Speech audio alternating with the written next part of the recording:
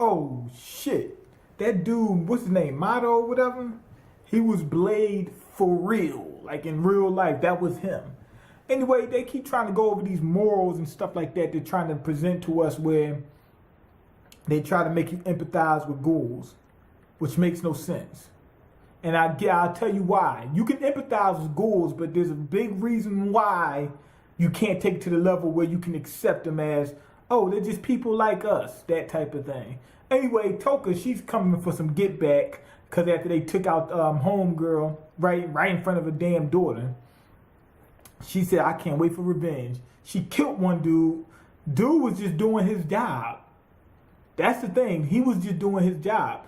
Yes, he helped kill the lady, but he's just doing his job. And I found out another thing. I didn't know that the people in this world knew ghouls exist. I thought it was like a secret or whatever. It's sort of like with Blade, like the average person doesn't really know that they really exist. It's just like urban legend. No, everybody knows they exist. I'm wondering why people aren't just panicking, knowing that it could be one right there. You know, that type of deal. But she comes for some get back and she takes out one of the dudes. She's fighting the other guy. She looks like she's getting ready to take him out. But the dude, the old head, he comes back and saves him. Almost killed the little hoe. That's how good he is. And we figure out basically how they work. They gain experience and learn how each ghoul fights in order to be able to be prepared for them. And they, like I told you before, those little weapons they use, they snatch them off the ghouls. So that's how they work. The dude knew everything she was going to do beforehand and was able to counteract it. He's not as strong as her. He just knew that she was fast. He said, I fight at close range, and if I could dodge her enough, she'll slow down because she doesn't have enough stamina. And that's how they study their opponent. You play your opponent. If he likes to attack, you force him to defend himself. If he's a cautious man, you draw him into dangerous waters. Anyway, the doves are training hard as hell. I mean, what you call them? Toka got away, and the doves is training hard as hell because after that little scuffle, they're like, yo, I mean, the dude, what's his name? What's the dude named? The agent, the dove. He's training hard as hell because he doesn't want to get caught off guard like that again. Anyway, what you call him? What's his name? Kanik, if I can pronounce his name, Kaniki. He's finally got his protection, his mask now, so he's ready to go to work. The doves set a trap for Kaneki, and they set a trap, and Kaneki tries to make the agent see the fucking light. Now, this is the part I don't get. When they set the trap for the girl, like, you know, leaving her mom's body parts around and shit like that, they fucked her up and fucking Toka, but my man Kaneki, he's trying to make the agent see the light. You know, what's his name? Oh, Amen. That's his name, Amen. Like an Amen Joy. Anyway, he tried to make him see the light by talking to him and saying, ghouls have feelings just like you and yada yada this and yada yada that. And they did it on both sides. Like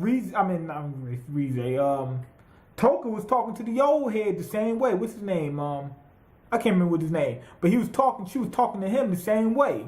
So the dude on that side, the old head, he was the monster.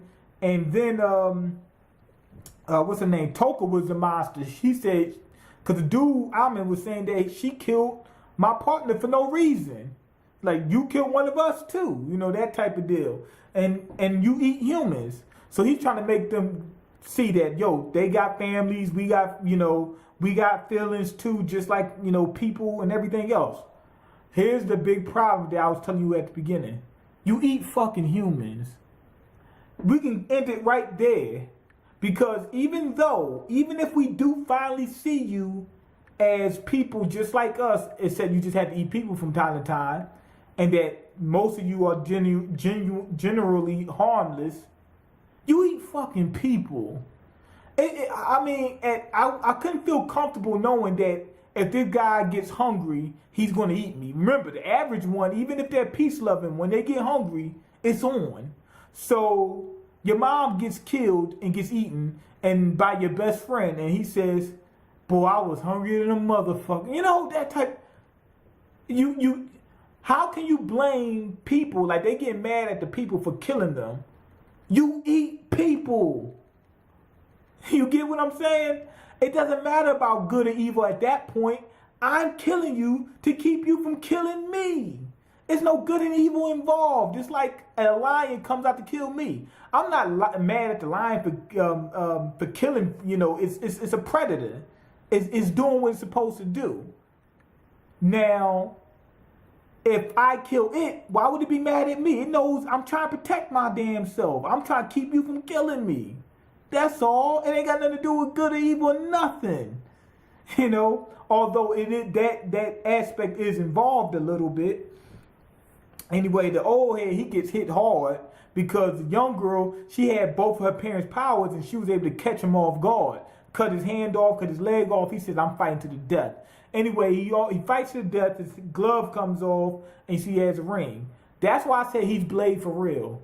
And it's the diamond is missing. So he had a family, he had a wife or whatever. I'm guessing that his wife got murdered by some ghouls or whatever. That's why he goes so hard. He goes hard in the paint because of that, I'm guessing. And he's also said that was his life, hunting down ghouls. So I'm guessing that he doesn't really have a family, because if he really did still have a wife and she was still alive, he wouldn't spend all his time hunting ghouls. Ghouls violated him, and now he's taking it out on them. But he's taking it out on them with a purpose, not just for revenge, but for also to keep them from preying on other people. Anyway, he gets killed to get dealt with and everything like that. I think my man Kaneki, he had a little effect on Amin. But anyway, we get Amin's flashback. He comes in naive. He comes in naive. What you call him, my man, the old head, I forgot what his name is. He gives him a crash course in reality. Because Amin almost got killed by some old lady that he would have never thought was a ghoul. And she just was vicious. She was going to murder him viciously. She was collecting bodies. She was eating 50 a year. And if I'm not mistaken, they only need a little bit a month. They only need maybe, let's say, to eat a hand every 2 months or something like that. They don't need a lot of food. So she was obviously vicious. And that would put him in the state of, damn, this dude is right. I better become a day walker too. That type of deal. Anyway, that's his name, Motto. Motto was I think had like something really drastic happen. They might have sat there and ate him in front of ate his family right in front of him or something like that, and he was able to survive. But we also get a detail into how the weapons work. I'm guessing they're feeding the weapons blood or something like that. Because if you looked at the stick or whatever that was in it, it was full of blood. So I'm guessing it's still the part of the ghoul that they take has to still feed or something like that. But I'm guessing they might feed off of other ghouls or something like that. Because when they cut Toka, you see it light up or something like that. I'm not 100% sure. Anyway, the 11th ward is popping. The 11th ward is popping. Everybody's going over there.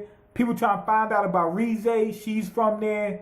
What's her name? Amin gets put over there. So I'm guessing something big is going to happen. But also in the 20th ward, everybody's coming there.